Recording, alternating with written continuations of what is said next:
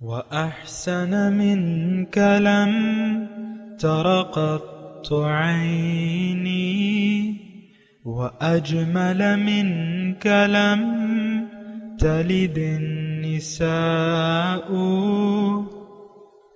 خلقت مبرأ من كل عيب خلقت مبرأ من كل عيب كأنك قد خلقت كما تشاء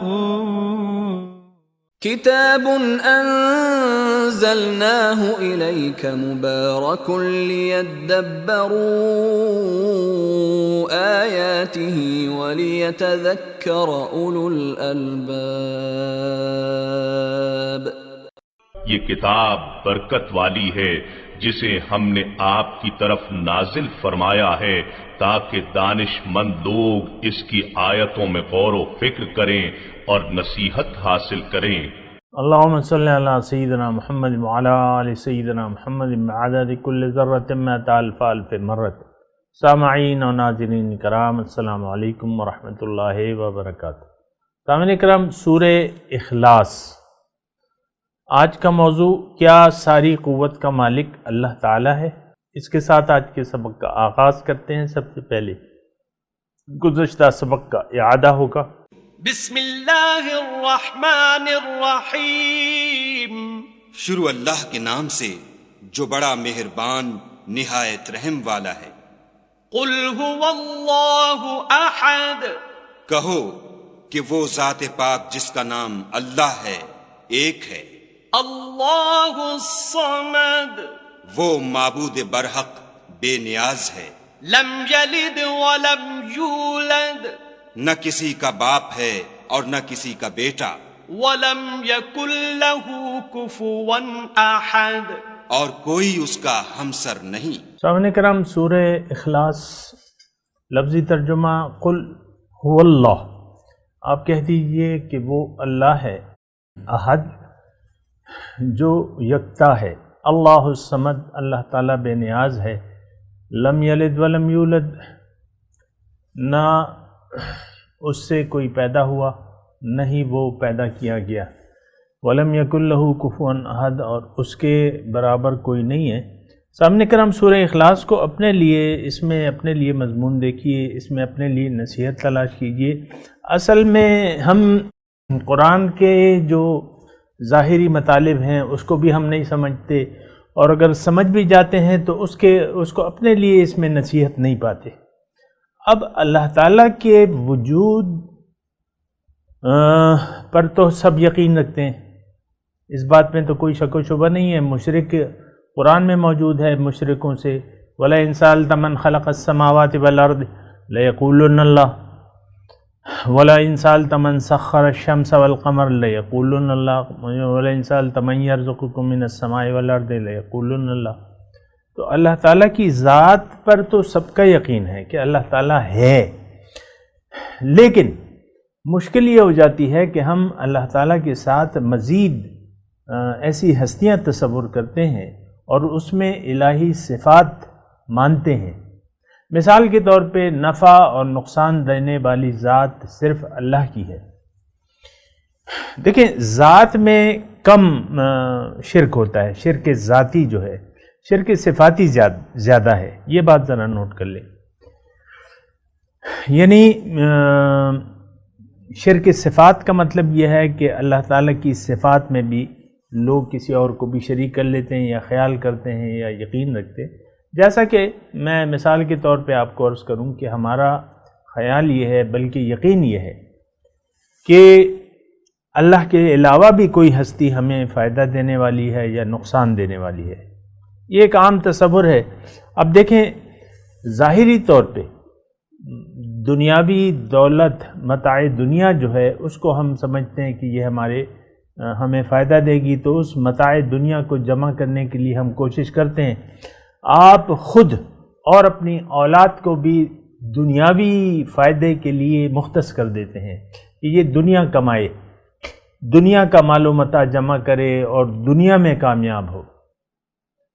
تو یہ مطلب ایسا تو نہیں ہے. ساری طاقت تو اللہ تعالیٰ کے پاس ہے، اور یہ ہمارا یقین نہیں ہے. ہم سمجھتے ہیں کہ اللہ تعالیٰ کے علاوہ بھی کوئی طاقت ہے. یعنی دیکھیں، ہم عقیدے کی طور پہ ایسا نہیں سمجھتے، یعنی ہم زبان سے نہیں کہتے اور ایسا سمجھتے نہیں ہیں، لیکن ہم مانتے ہیں کہ اللہ کے لیکن ہمیں یقین نہیں ہے. ساری طاقت کا مالک، سارے خزانوں کا مالک ایک ذات ہے، اور وہ اللہ ہے، لیکن ہم ایسا مانتے نہیں. ہم کہتے ہیں نہیں، دنیا. اب دیکھیں، یہ گورنمنٹ میں ویسے میں مثال کے طور پر کھانے بکتے ہیں. اب یہ کون لوگ ہیں جو سرکاری نوکر ہیں اور ان کو نوکری کرنی چاہیے، لیکن سرکاری نوکریوں کو لوگوں نے دنیاوی منفعت کا ایک ذریعہ بنا لیا تنخواہ کے علاوہ. 22 گریڈ کا ایک افسر ہے، اس کے ہاتھ میں اختیار ہے، تو وہ ڈپارٹمنٹ کے جو سودے ہیں، جو خریداریاں ہیں، اس میں وہ اپنا حصہ شیئر کرتا ہے. یعنی حرام اس کو اجازت نہیں ہے، لیکن وہ کک بیک لیتا ہے، کمیشن لیتا ہے. سارا پاکستان ایسا ہے، یہ سارے مسلمان ہیں، سارے مسلمان ہیں، لیکن وہ یہ سمجھتے ہیں کہ نہیں، یہ اللہ کے علاوہ بھی کوئی چیز ہمیں فائدہ دے سکتی ہے. اگر ہم اللہ تعالیٰ کے احکامات کو نظر انداز کر دیں تو اس سے ہمیں زیادہ فائدہ ہو سکتا ہے. تو میں ویسے ایک بات کہہ رہا ہوں، اب وہ سرکاری افسر ادھر یعنی جو کک بیکس ہیں وہ لیتا ہے، اور پھر جو سائل اس کے پاس آتے ہیں، جو دستخط کرانے اپنے کام کے لیے، ان سے علیحدہ رشوت کے ریٹ طے ہوتے ہیں. سارے محکموں میں ہر ایک اپنے اپنے درجے اور اپنے اپنے طریقے کے مطابق حرام کو جائز سمجھتا ہے، حرام کو حلال قرار دے کے اپنے لیے اس کو کہتا ہے کہ نہیں، یہ ٹھیک ہے. آپ دیکھ لیں، سارا مملکت، سارا پاکستان، سارے مسلمان من حیث الامت، جہاں یہ ہماری منمانی ہے. اصل میں ہم اللہ کو معبود نہیں مانتے.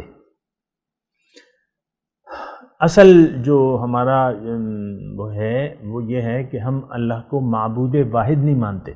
ہمارا معبود واحد ہے، لیکن وہ ہمارا نفس ہے، ہماری خواہشات ہیں. اور یہ ساری باتیں ہیں، اس کو دیکھیں، آپ دیکھنا ہوگا. اور سورہ اخلاص کو اگر آپ نے ویسے ہی پڑھ لیا تو کیا پڑھا، اس کے معنی کو اگر نہ سمجھا اور اس سے وہ سبق حاصل نہ کیا جو کہ اس میں موجود ہے، تو پھر آپ نے کیا پڑھا؟ محض قرآن پڑھ لینے سے آپ کو کیا فائدہ ہوگا؟ یہ تو کتاب ہدایت ہے، ٹھیک ہے، اس کے پڑھنے کا ثواب ہے، لیکن اگر اس پہ عمل کے آپ قائل نہیں ہیں تو ثواب تو پھر آپ کو نہیں حاصل ہوگا، کوئی بھی ثواب نہیں حاصل ہوگا. انما الاعمال بالنیات، اعمال کا دار و مدار نیت پر ہے. آپ کی نیت قرآن سے نصیحت کی نہیں ہے، حالانکہ یہ تو نصیحت ہے. کلا انہا تذکرہ، تو ایک نصیحت ہے، لیکن آپ نصیحت لینے کے لیے تیار نہیں ہیں، تو پھر تو آپ نے قرآن کو ایک مذاق بنا لیا.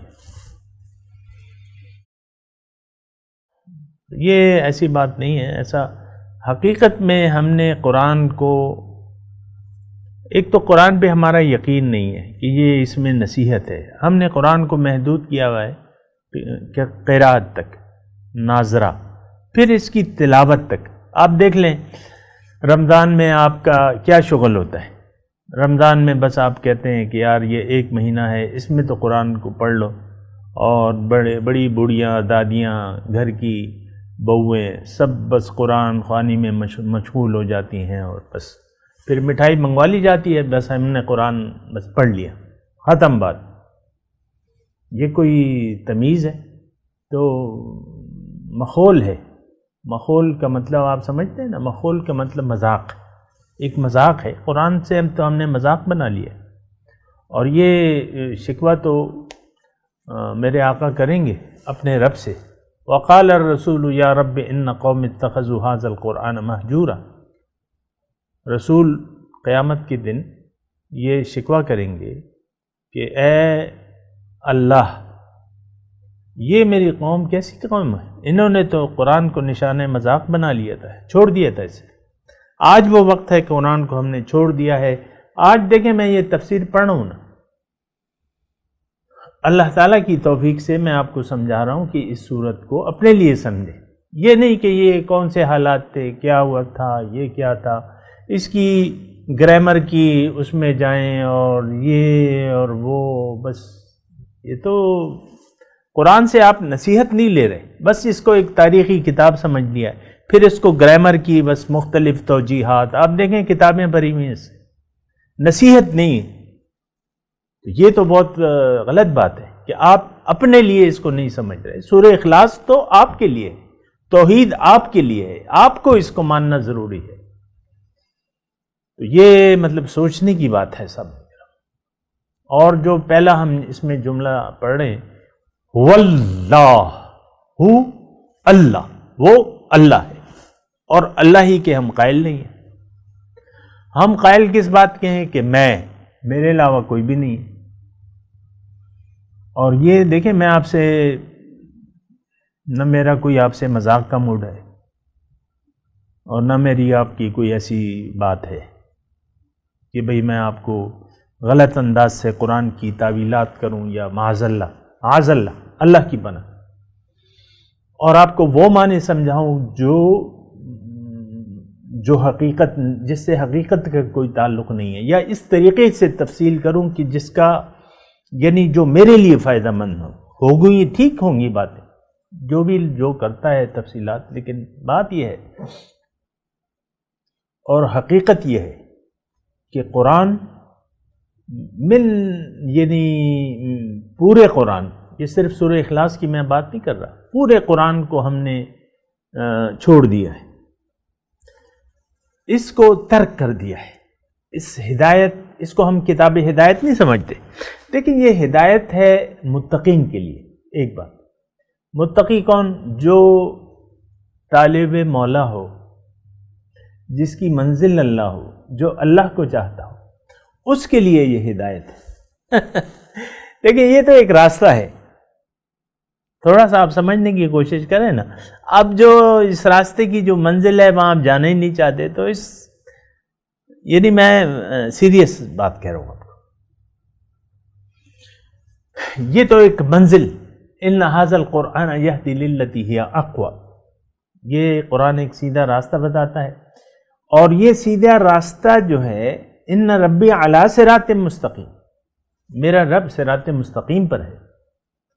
تو آپ نے جو ہے رب کو آپ نے منزل بنایا نہیں، آپ تو بہت بڑے دھوکے کا شکار ہو گئے. دنیا کو آپ نے منزل بنا لیا ہے اور دنیا ہی کے لیے آپ جو ہے وقت گزار رہے ہیں، جد و جہد ساری، بس سوچیں آپ کی ساری دنیا تک ہے. تو اللہ ہو یا نہ ہو آپ کو کیا فرق پڑتا ہے؟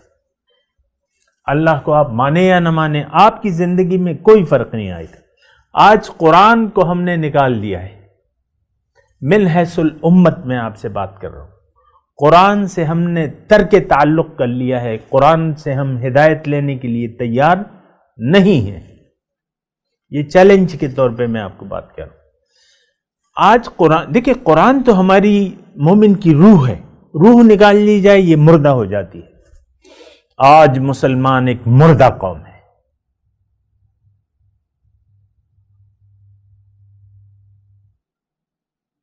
آپ غور کر رہے ہیں نا میری بات؟ آپ مردہ ہیں.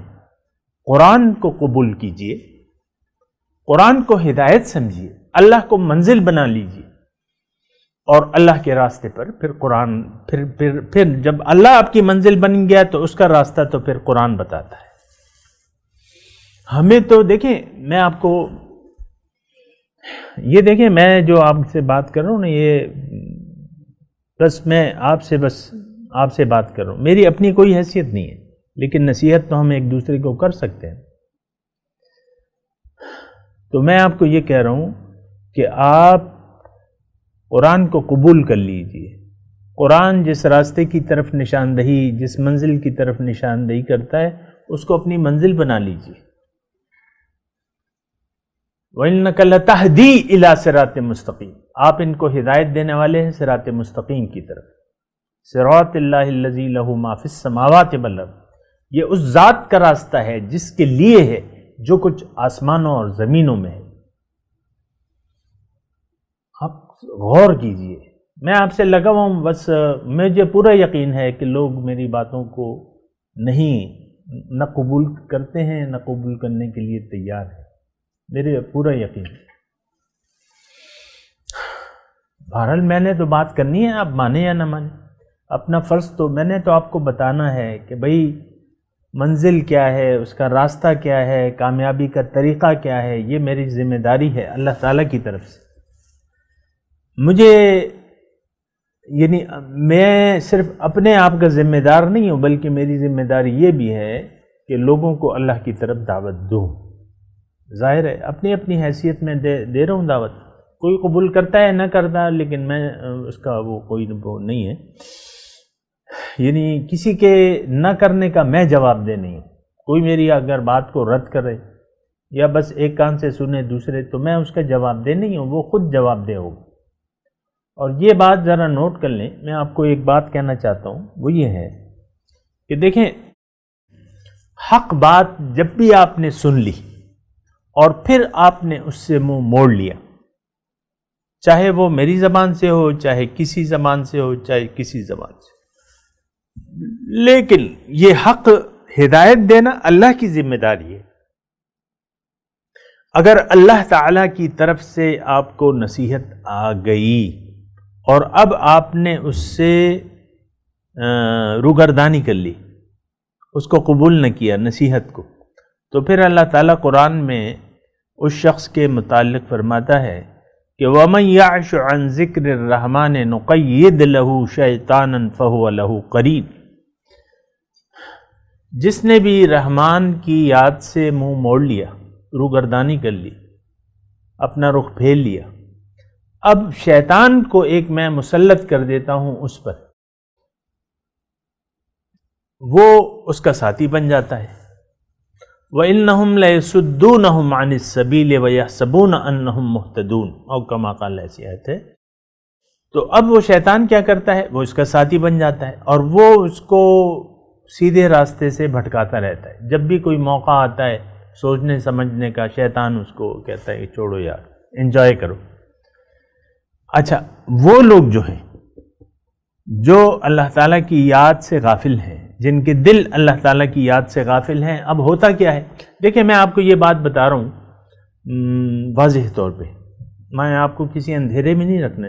میری آواز ہو یا کسی اور کی آواز ہو اور وہ حق کی آواز ہو اور حق آپ کی سمجھ میں آ گیا اور پھر آپ نے اس سے روگردانی کر لی، تو قانون الہی یہ ہے کہ ایک شیطان آپ کے لیے مقید کر دیا جائے گا. نقید لہو شیطانا فہو لہو قرین، اس کا ساتھی بن جائے گا. یعنی حق آپ کے سامنے پیش کیا گیا، قبول کرنا آپ کے لیے لازم ہے. اگر نہیں کریں گے تو یہ قانون الہی ہے. یہ بس یہ مطلب قانون الہی کا مطلب یہ ہے کہ دیکھیں، آپ ایک کمرے میں آگ ہے اور ایک میں ٹھنڈک ہے. آپ آگ والے کمرے میں جائیں گے تو آپ کو آگ نقصان پہنچائے گی، ٹھنڈک والے کمرے میں تو آپ کو ٹھنڈک ملے گی. اللہ کی یاد میں ٹھنڈک ہے، سکون ہے، چین ہے، اطمینان ہے. لیکن اللہ کی یاد کو اگر آپ رد کر دیتے ہیں، اللہ کو منزل نہیں بناتے، اللہ کو مقصود نہیں بناتے، محبوب نہیں بناتے، اب آپ دوزخ کی عملاً دوزخ میں ہیں. اب آپ پریشان رہیں گے، آپ کو چین اور سکون نہیں ملے گا. یہ بات نوٹ کر لیں صاحب نے کہا.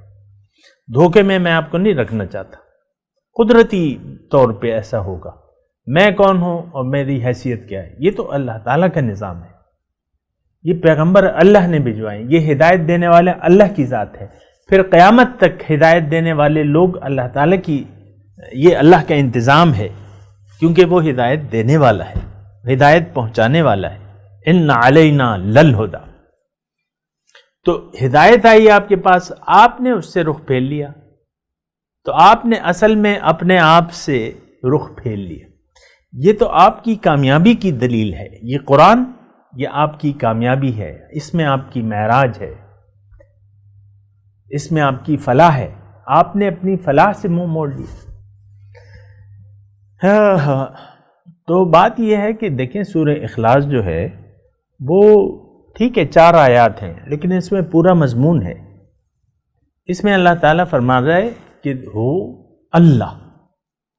اللہ کو تسلیم کر لو کہ اللہ ہے اور وہ یکتا ہے۔ کیا مطلب؟ ایک ذات ہے اور کسی ذات کا حقیقی وجود ہی نہیں ہے۔ اس بات کا یہ مطلب حقیقی وجود ایک ذات کا ہے اور وہ اللہ ہے۔ اب اس کا مطلب کیا ہے؟ باقی چیزیں تو اس کی وجہ سے ہیں، اس کا ارادہ ہے، اس کی مخلوق ہے۔ مخلوق اور خالق بہت فرق ہے۔ مخلوق اور خالق،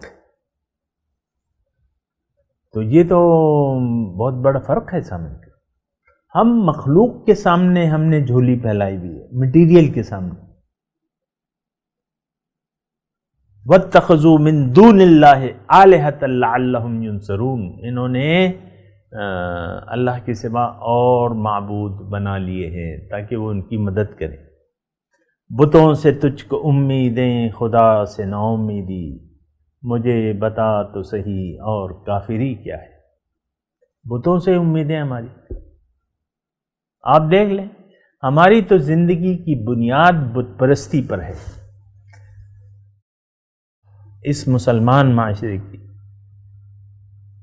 ہم سب کی بنیاد کیا ہے؟ شرک۔ شرک کیا ہے؟ یہ غیر اللہ۔ آپ غیر اللہ کو اہمیت دے دیں، غیر اللہ کو منزل بنا لیں، غیر اللہ کو مقصود بنا لیں، غیر اللہ سے محبت شروع کر دیں، غیر اللہ سے امیدیں رکھیں، غیر اللہ کو نفع کی بنیاد سمجھ لیں، غیر اللہ کو نقصان کی بنیاد سمجھ لیں، تو غیر اللہ ہے، یہ تو شرک ہے۔ نہیں، اللہ تمام کمالات اس کے ہیں، تمام صفات یکتا اس کی ذات میں قدیم ہے۔ توحید کو تھوڑا محسوس کریں سامنے، وہ خالق ہے، وہ مالک ہے، وہ آقا ہے، وہ بنا اسباب کے پیدا کرنے والا ہے، ابتداءً پیدا کرنے والا ہے، وہ ہمارا مالک ہے، ہم اس کے ہیں، وہ ہمیں پالنے والا ہے، وہ ہمارا رب ہے۔ اب یہ ساری صفات اگر ہم سمجھیں اور یقین کر لیں کہ ہاں یہ اللہ ہی کی ہیں، تو اب ظاہر ہے کہ دیکھیں میں آپ کو ایک مثال کے ذریعے سمجھاتا ہوں۔ آپ کو ضرورت ہے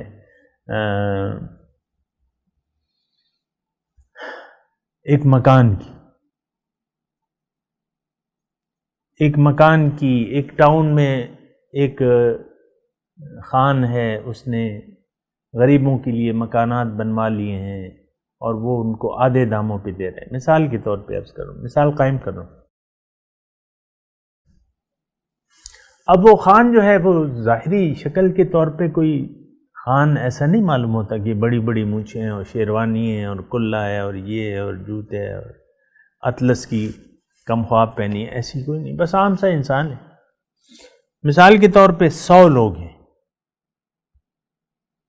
100 لوگ ہیں، ایک کم آپ جاتے ہیں، ایک آپ کو بلایا جاتا ہے یا آپ کو کہا جاتا ہے، آپ اس شخص سے ملنا چاہتے ہیں جو آدھی قیمت پہ مکان دے رہے، آپ کے پاس آپ کہتے ہیں اچھا موقع ہے، مجھے آدھی قیمت پہ مل رہا ہے سما، اور یہ تو بڑا اچھا شخص ہے۔ آپ جاتے ہیں، وہاں 100 لوگ ہیں، ایک حال میں 100 لوگ ہیں، آپ سے کہا جاتا ہے وہاں پہ ہے، لیکن وہ 100 لوگ عام سے لوگ ہیں، انہی میں سے ایک شخص ہے۔ تو آپ کو تو اب وہ بعض یعنی چہرے جو ہیں وہ آپ کو اچھے دکھ رہے ہیں مثال کے طور پہ، اب آپ کو اندازہ اور قیافہ، آپ قیافہ لگانا چاہتے ہیں، جس نے اچھے کپڑے پہنے ہوئے ہو سکتا ہے وہ نہ ہو، تو 100 لوگ ہیں، اب 100 لوگوں میں آپ نے جاننا ہے کہ کون شخص ہے اس میں جو اس مکانات کا مالک ہے اور جو آدھی قیمت پہ دے رہا ہے. باقی 99 کے پاس کوئی اختیار نہیں ہے، اور نہ ان کا کوئی گھر ہے، نہ انہوں نے کوئی گھر بنائے ہیں، نہ کوئی وہ رعایت کر رہے ہیں. 99 لوگ. آپ ایک کو ذرا اچھی حالت میں دیکھتے ہیں، ظاہری حالت میں، اس کے پاس جاتے ہیں، وہ کہتا ہے یار نہ مجھے تو کیا پتا کون ہے. دوسرے کے پاس جاتے ہیں، وہ کہتا ہے نہیں مجھے تو پتہ ہی نہیں ہے کون ہے. اصل شخص جو ہے اس کو آپ کو پہچاننا ہوگا. یہ میں نے ویسے ہی آپ کے لیے ایک مثال قائم کی ہے تاکہ اس سے ہم سبق لے لیں. تو جو مالک ہے مکانات کا، مطلب مثال ہے نا یہ، تو وہ اصل مالک کو آپ نے تلاش کرنا ہے. اسی طرح دیکھیں یہ کائنات ہے، اس کائنات کا مالک کون ہے، خالق کون ہے، کس نے پیدا کی ہے، اس کا مالک کون ہے، خزانوں کو بنانے والا کون ہے. اب یہ سونا چاندی تو مٹی سے بنے ہوئے ہیں نا، مٹیریل ہے نا. تو آپ کو جاننا ہوگا، یہ دیکھنا ہوگا کہ اس کائنات کا واحد مالک کون ہے، اقتدار کس کے ہاتھ میں ہے، بادشاہی کس کے ہاتھ میں ہے، فیصلے کون کرتا ہے، دینے والا کون ہے، چھیننے والا کون ہے. ایک ذات ہے، اللہ ہو، اللہ اللہ ہے. وہ آپ کو اس سے اس کے دامان رحمت سے تعلق جوڑنا ہوگا، اس سے توقع لگانی ہوگی، اس کے سامنے سر جھکانا ہے. مخلوق کے سامنے کیا سر جھکایا تو کیا جھکایا، اس میں تو کچھ ہے نہیں. تو مٹیریل نے، ہم نے تو مٹیریل دیکھیں، میں وہ جو بات ہے جو سمجھنے کی ہے وہ آپ کو کہہ رہا ہوں. مٹیریل میں کچھ بھی نہیں ہے. ذالک بان اللہ هو الحق وان ما يدعون من دونه الباطل. یہ اس لیے کہ اللہ حق ہے اور اس کے سوا یہ جو کسی کو پکارتے ہیں وہ باطل ہیں، ان کی حقیقت کچھ بھی نہیں ہے. قرآن میں اس کی بڑی وضاحتیں ہیں صاحب نکلا. یہ تو خیر سورہ اخلاص ہے، بالکل جامع صورت ہے، یہ بالکل جامع صورت ہے. اب اس کی تفصیل میں پھر قرآن موجود ہے، قرآن میں تفصیل موجود ہے. واللہ الذی لا الہ الا هو الخالق البارئ الی آخری جو اللہ تعالیٰ کی صفات ہیں. سورہ بقرہ میں آیت الکرسی ہے، اس میں اللہ تعالیٰ کی صفات ہیں. اللہ لا الہ الا ہو الحی القیوم لا تأخذہ سنۃ ولا نوم لہ ما فی السماوات وما فی الارض من ذا الذی یشفع عندہ الا بإذنہ یعلم ما بین ایدیہم وما خلفہم ولا یحیطون بشیء من علمہ الا بما شاء وسع کرسیہ السماوات والارض ولا یؤودہ حفظہما وہو العلی العظیم. اللہ اللہ قل ہو اللہ، اللہ ہے. مان لیں کہ ایک ذات ہے جس کے سامنے میں نے سر جھکانا ہے، جس کو اپنی امیدوں کا مرکز بنانا ہے. میں تلاوت کرتا ہوں، میرے ساتھ دہرائیے. اعوذ باللہ من الشیطان الرجیم، بسم اللہ الرحمن الرحیم. قل هو اللہ احد اللہ الصمد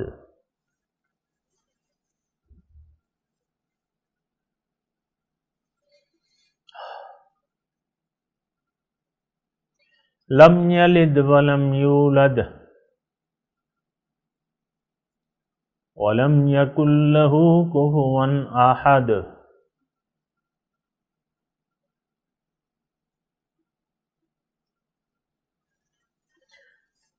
ترجمہ: قل هو اللہ احد،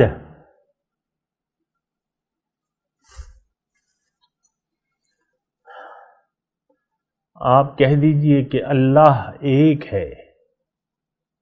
اللہ الصمد، سب سے بے نیاز. لم یلد ولم یولد، نہ اس سے کوئی پیدا ہوا نہ ہی وہ پیدا کیا گیا۔